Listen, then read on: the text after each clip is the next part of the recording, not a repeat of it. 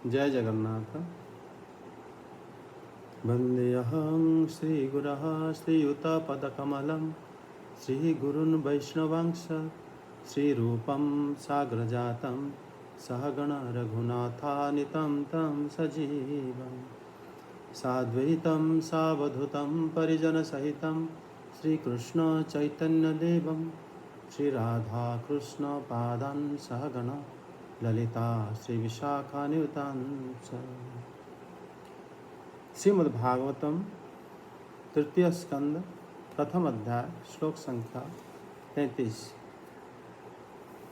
कचिच्छिन्वां देवक भोजपुत्र्या विष्णु प्रजया इव देवमातु या वै खगर्मेण दधार देवं त्रयी यथा यज्ञवितान मर्थम् अपि स्वीदास्ते भगवान् सुखं भूय सात्वतं कामदुध अनिरुद्धः यमामनन्ति स्म अशब्दयोनिं मनोमयं सत्त्वतुर्य तत्त्वम्। इस श्लोक में श्री विदुर जी प्रश्न कर रहे हैं। देव मातु इव विष्णु प्रजया देवक भोज्य पुत्र्या कंचित शिवम या वैयज्ञ वितानमर्थम त्रयी यथा देवम स्वगर्भेण ददार। स्वगर्भेण देवकी मैं देवताओं की माता अदिति देवी के समान, मतलब वो कह रहे हैं कि देव मातु इव विष्णु प्रजाया। इव शब्द से पता चलता है कि मतलब देवताओं की माता अदिति देवी की तरह उनके समान देवक भोज की पुत्री कि जो भगवान श्री कृष्ण ही बन गए, वही देवकी जी सुखपूर्वक है ना। मतलब वहाँ पर श्री माता भगवान की जो माता देवकी की सुख के बारे में श्री विदुर जी प्रश्न कर रहे हैं। जिस तरह त्रयी अपने मंत्रों में यज्ञ विस्तार रूप अर्थ को धारण करते हैं, उसी तरह देवकी जी भगवान श्री कृष्ण का अपने गर्भ में धारण किया। मतलब माता देवकी है वो गए वेदों की मंत्र स्वरूप। जैसे मंत्र मतलब मंत्र के अर्थ को धारण करते हैं। त्रयी मतलब 3 प्रकार के वेद। मतलब जिस तरह यज्ञ विस्तार रूपी अर्थ प्रकाशक मंत्र को त्रयी धारण करते हैं, जो 3 प्रकार के वेद जो ऋग यजु और साम वेद अथर्व वेद, ये 3 वेद को त्रयी वेद कहा जाता है। जो 3 प्रकार की वेद जो है वो वेद की जो मंत्र का जो अर्थ है, अर्थ को धारण करते हैं। और वो वेद जो है अगर कोई रूप ले तो वो है माता देवकी, और उनका जो अर्थ है वो है श्री हरि श्री कृष्ण। इससे ये पता चलता है कि हरे कृष्ण, हाँ, देव रूपी जो त्रयी वो अर्थ ही भगवान ही उनको उनके जो अर्थ है वो श्री कृष्ण है, और वेद होए माता देवकी। ये बात श्री विदुर जी यहाँ पर कह रहे हैं कि जैसे वह सात्वतांग या कामदधा भगवान अनिरुद्ध। यहाँ पर भगवान अनिरुद्ध के बारे में प्रश्न कर रहे हैं कि जो भक्तजनों की कामना को पूर्ण करते हैं भगवान अनिरुद्ध, जिनको शास्त्रों के कारण स्वरूप और अंतःकरण के चतुर्थ अंश मन के अधिष्ठाता देवता बताया गया है। मन की अधिष्ठाता देवता मतलब जो श्री कृष्ण जो हमारे श्री बलराम और श्री प्रद्युम्न एवं श्री अनिरुद्ध, ये 4 चतुर्विह विस्तार है, चतुर्विह तत्व भी है। गोपाल तापनी में बताया गया ही रोहिणी तनया राम अकार अक्षर संभव तैज सात्मक प्रद्युम्न ऊकार अक्षर संभव। और उसमें प्रज्ञात्मक अनिरुद्ध वै मकार अक्षर संभव अर्धमात्मात्मक अर्धमात्रात्मक कृष्ण यस्मिन् विश्वं प्रतिष्ठितम्। तो यहाँ पर श्री विदुर जी के जो प्रश्न है, श्री विदुर जी यहाँ पर ये प्रश्न कर रहे हैं कि भगवान अनिरुद्ध जो भक्तों की मन की मतलब कामना पूर्ण करते हैं, वो अनिरुद्ध भगवान सुखपूर्वक तो हैं, शास्त्र उनको अंतःकरण की चतुर्थ अंश मन की अधिष्ठाता बताया है। क्योंकि वो बताते हैं कि शब्द योनिम मनयम स्त्वय तुरीय सत्वम आमनंती, कि ताकु शब्द उनको मानता है कि यही ही मतलब अस्तुरीय तत्व है, चतुर्थ तत्व है। मतलब ये भगवान जो अनिरुद्ध हैं, जो भगवान की नाती रूप में द्वारका लीला में प्रकट लीला कर रहे हैं, उनके बारे में प्रश्न कर रहे हैं। श्रीधर स्वामी पाद भी बताते हैं कि जो चार जो हमारे देव हैं, सत्वयमास्य कारणस्य चतुर्विधस्य तुर्यं तत्वं चतुर्थम आधिदैवम, ये जो चार प्रकार की जो देव हैं, श्री वासुदेव, श्री संकर्षण, श्री प्रद्युम्न एवं श्री अनिरुद्ध। मन को शास्त्र नित्य प्रधान कहा जाता है एवं इसी तरह ही और जो मनः पूर्व रूपम बागुतरम रूपम, मन ही पूर्व रूप है, वाणी उसका उत्तर रूप है एवं पूर्व रूप की जो अधिष्ठाता देवता है वो है श्री अनिरुद्ध। वो कैसे हैं इस बारे में श्री विदुर जी प्रश्न कर रहे हैं। उसके बाद प्रश्न कर रहे हैं कि हे सौम्य, उद्धव जी अपने हृदयेश्वर भगवान श्री कृष्ण का अनन्य भाव से अनुसरण करते हैं। वे सत्यभामा जी के पुत्र हृदिक, चारुदृष्ण एवं गद सुखपूर्वक है कि नहीं। ये बात मतलब श्री जाम्बवती नंदन, सत्यभामा जी के नंदन के बारे में यहाँ पर प्रश्न करें हैं।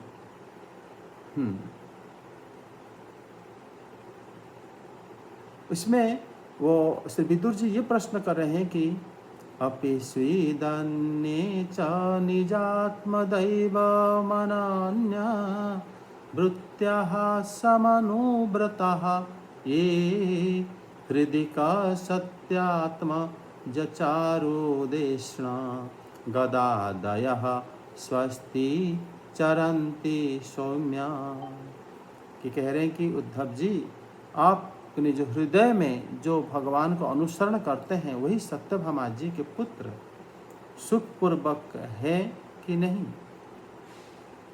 तो यहाँ पर जो श्री भगवान श्री कृष्ण और श्री बलराम की उपस्थिति में ही जैसे वो उनका सबके ही बारे में प्रश्न कर रहे हैं। यहाँ पर जाम्बवान श्री कृष्ण हमारे इष्ट देव श्री रघुनाथ हैं। हम यहाँ पर सब जो प्रमाण दिया गया है अनेक शास्त्रों में कि भगवान श्री कृष्ण कैसे ही मतलब सारे अवतारों की मूल है एवं कैसे वो माने गोपाल तापनी उपनिषद के अनुसार भगवान कैसे ओमकार की बिंदु रूप में रहते हैं। और ये मतलब हरिवंश पुराण हो गए और जैसे श्रीमद् भागवतम हो गए, श्री ब्रह्म पुराण हो गए एवं श्री उद्धव जी भी बोले हैं। और इस सब जगह में मतलब स्वयं भगवान अवतीर्ण कैसे हुए हैं इस सब बारे में बताया गया है। इसीलिए श्री अनिरुद्ध भी मतलब इसीलिए चतुर्थ अंश की देवता हैं। इससे प्रमाण होता है कि श्री कृष्ण जो है मूल हैं। और उसके बाद श्री विदुर जी प्रश्न कर रहे हैं कि अर्जुन जे तुम अनुवाद पढ़ सकते हो अभी अविनाश? अच्छा। अपि स्वेदोर्भ्यां विजयाच्युताभ्यां धर्मेण धर्म परिपाति सेतुं दुर्योधन अतप्यत यत् सभायां साम्राज्य लक्ष्म्या विजयानुवृत्त्या। अनुवाद पाठ करो 36।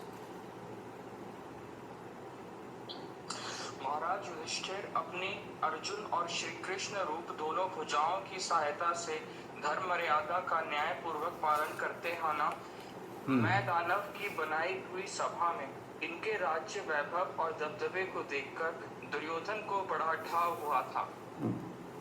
यहाँ पर इन्होंने श्री विदुर जी पूछ रहे हैं कि जो भगवान की जो दो भुजाएं हैं, धर्मराज युधिष्ठिर न्यायपूर्वक धर्म की मर्यादा पालन करते हैं, जो श्री अर्जुन भी, और जिनको देखकर मतलब दुर्योधन जो है अत्यंत संतप्त था।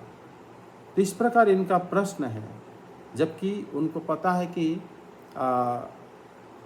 जो महाभारत युद्ध में दुर्योधन आदि जो ऐसे उनका विनाश हो चुका है, उसके बावजूद वो ये प्रश्न करे थे।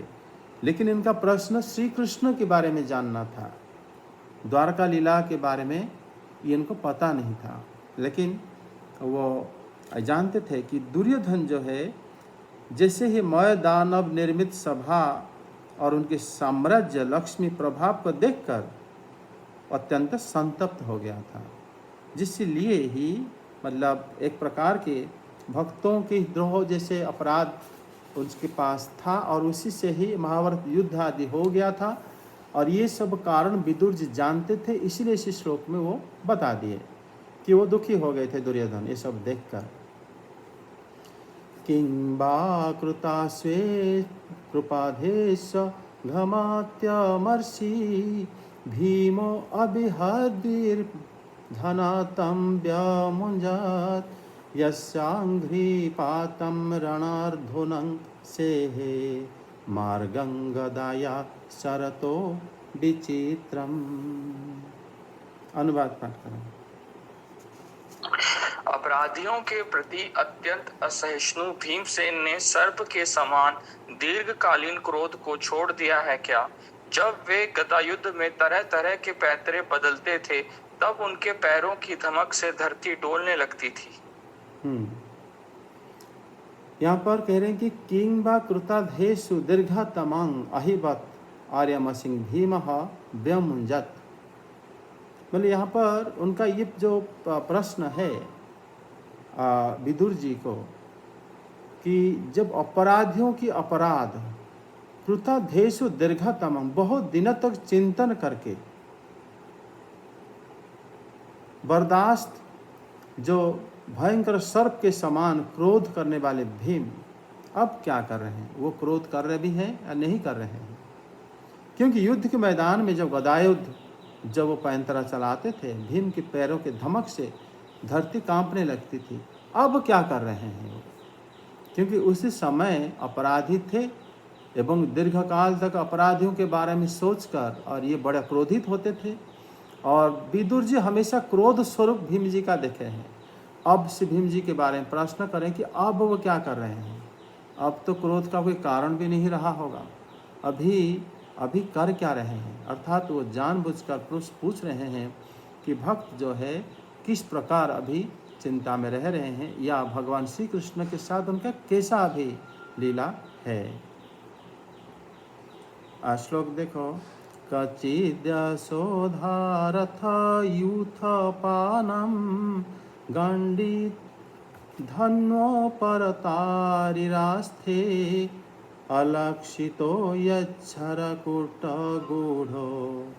माया किरातो गिरिशस्तुषोषतोष यमाभूतसीतनयो पृथायाः पार्थैर्भूता पक्ष्मभिरक्षिणिव रेमात उद्याय मृधेश्वरिक्थं परात सुपर्णाभिव वज्रीवक्रा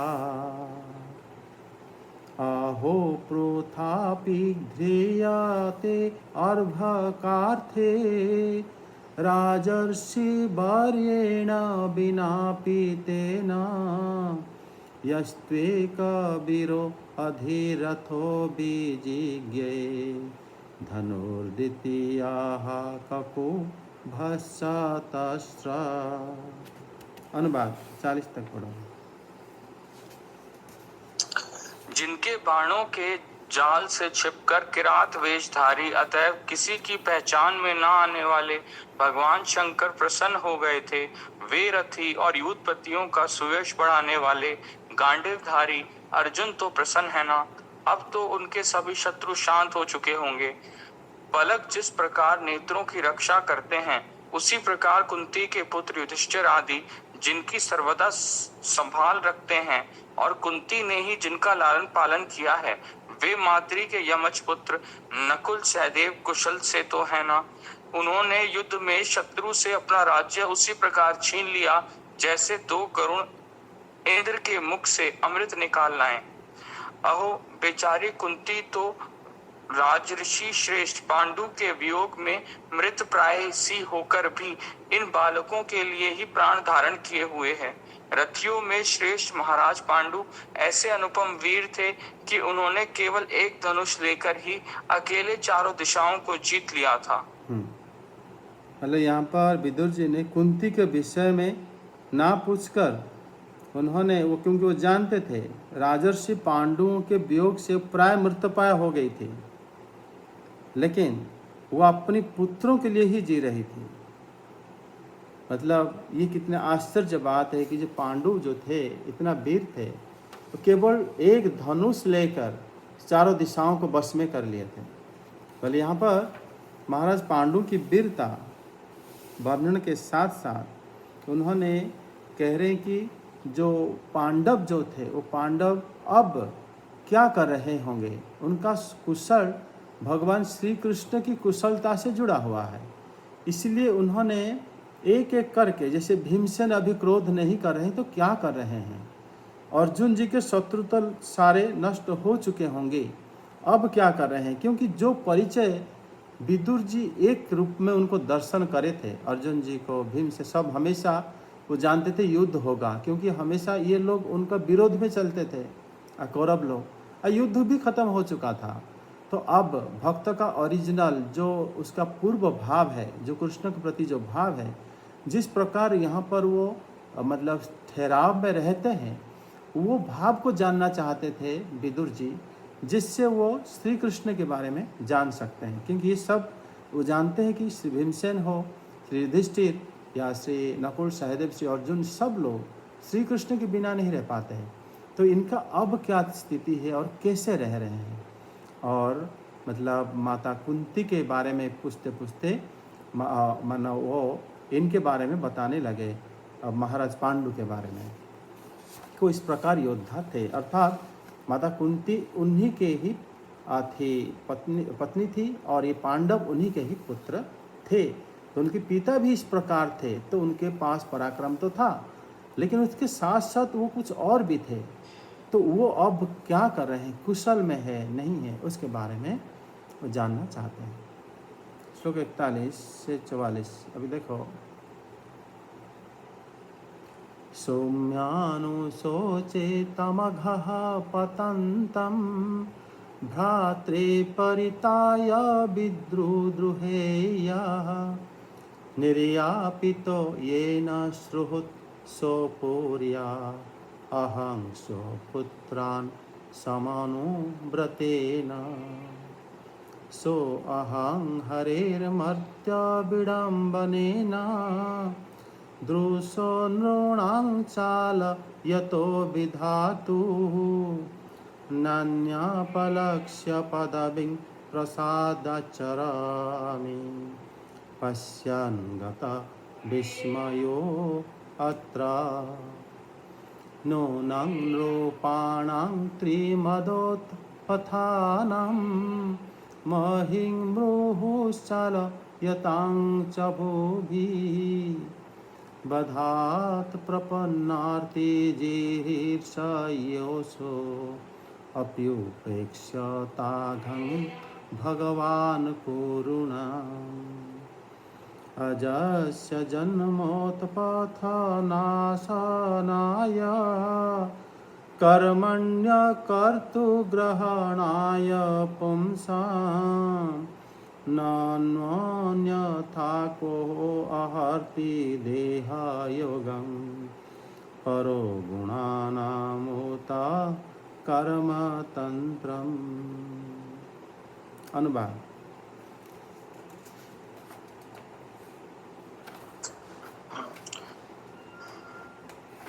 सौम्य स्वभाव उद्धव जी, मुझे तो अधः पतन की ओर जाने वाले उन धृतराष्ट्र के लिए बार बार शोक होता है जिन्होंने पांडवों के रूप में अपने परलोकवासी भाई पांडु से ही द्रोह किया तथा अपने पुत्रों की हाँ में हाँ मिलाकर अपने हित चिंतक मुझको भी नगर से निकलवा दिया।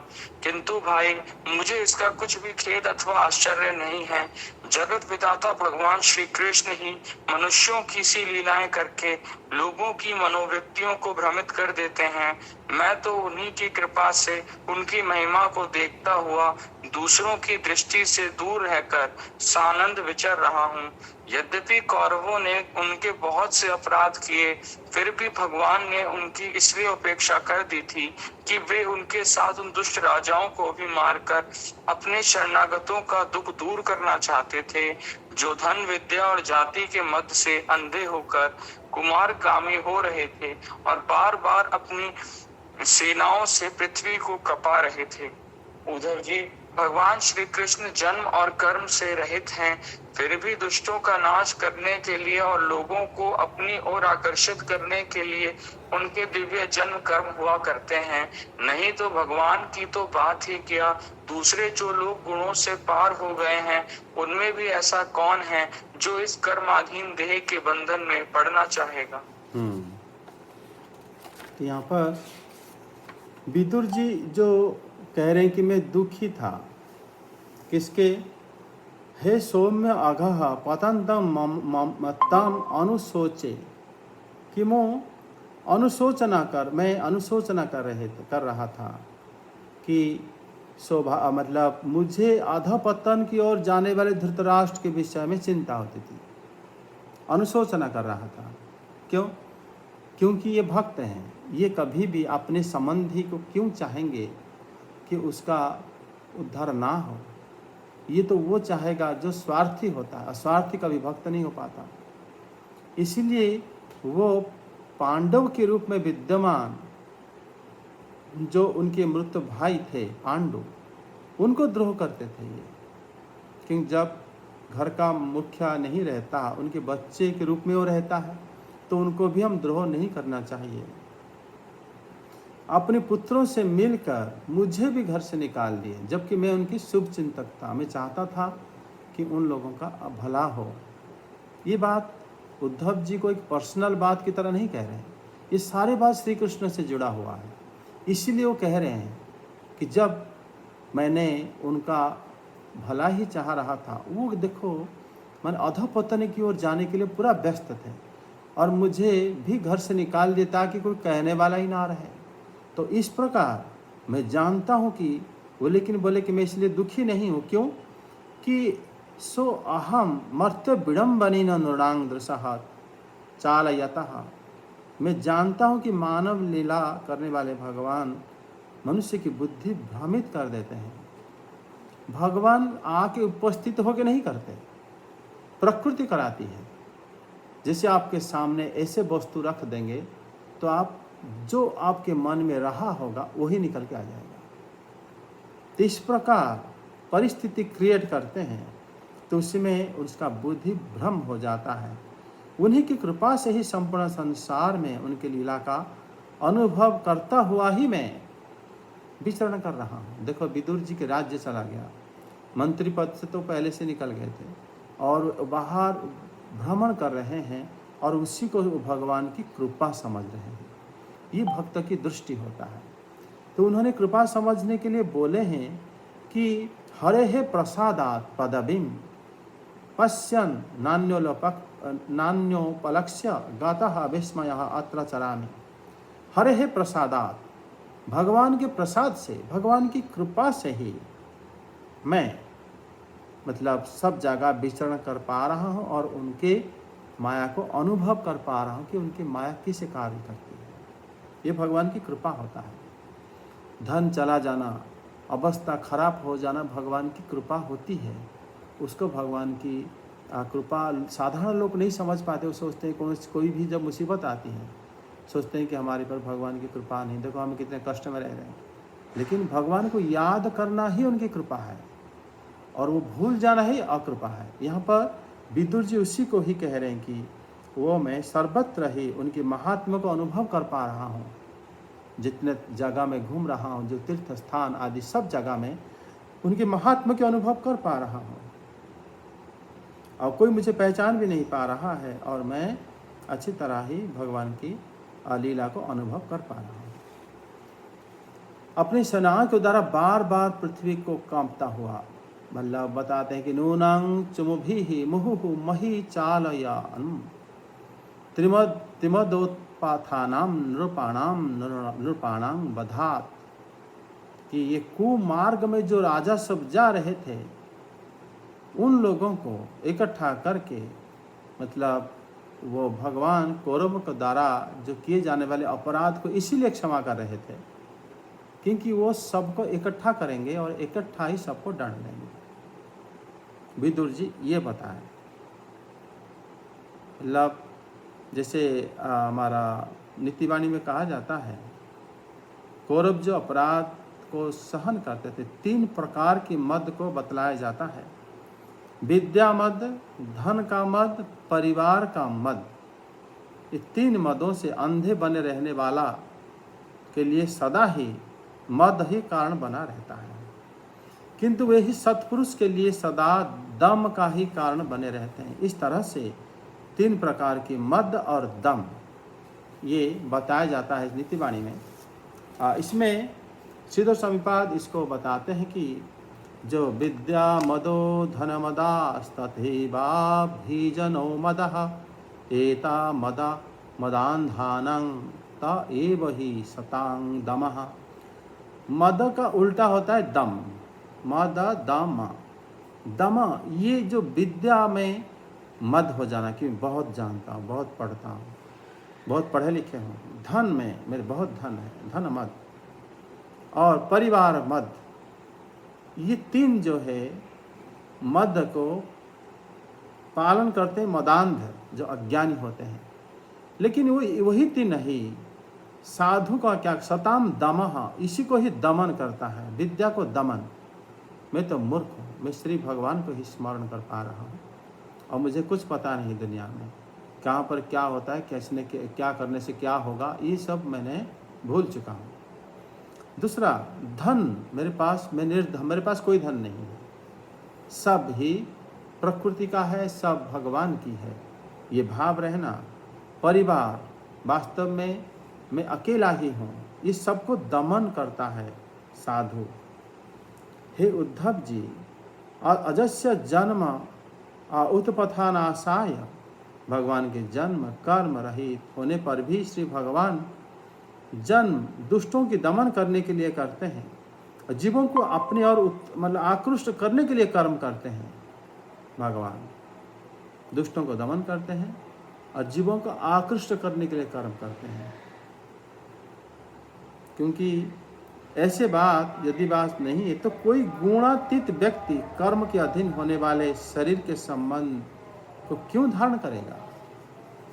भगवान वो कह रहे हैं कि भगवान शरीर, मतलब जो यहाँ पर लीला कर रहे हैं, शरीर धारण करने मतलब पृथ्वी में लीला कर रहे हैं, पृथ्वी पृष्ठ को उन्होंने धारण करके प्रकट लीला कर रहे हैं। क्यों कर रहे हैं?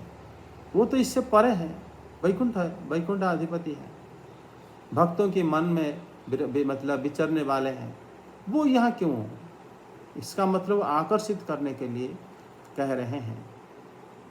मतलब विदुर जी इसमें कौमुदी का न्याय को प्रयोग करे हैं कि भगवान की जन्म कर्म आदि लीला अगर जीवों को आकर्षण करने के लिए नहीं है तो किस लिए है?